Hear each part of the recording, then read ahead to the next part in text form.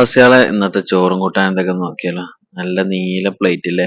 ഓ, എന്താ മോരും കറി കേട്ടോ. മോരും കറി ഇങ്ങനെ ഒഴിച്ചിട്ടുണ്ടെങ്കിൽ ചെമ്പ് നിറച്ച് മോരും കറി ഉണ്ടാക്കിയിരിക്കണം. അതിങ്ങനെ ഒഴിച്ചു. പിന്നെ അടിപൊളി കൂട്ടാനല്ലേ കൈപ്പക്കപ്പേരി. കൈപ്പക്കപ്പേരി, മോരും ചാറും, അയില പൊരിച്ചതും, നമ്മളെ ഫേവറേറ്റ് അച്ചാറ് മാങ്ങഞ്ചിയും നാരങ്ങയിട്ട അച്ചാറും, പിന്നെ പപ്പടം.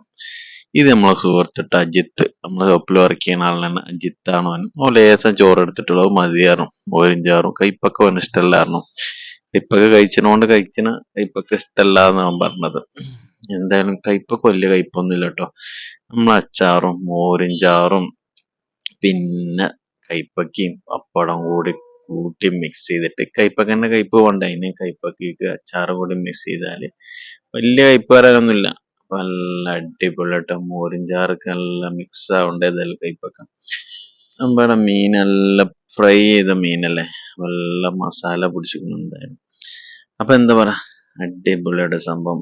ഇഷ്ടപ്പെടുകയാണെങ്കിൽ ലൈക്ക് ചെയ്യാൻ മറക്കരുത്, ചാനൽ സബ്സ്ക്രൈബ് ചെയ്യാൻ മറക്കരുത്. അടുത്തൊരു വീഡിയോ ആയിട്ട് കാണും വരെ ബൈ.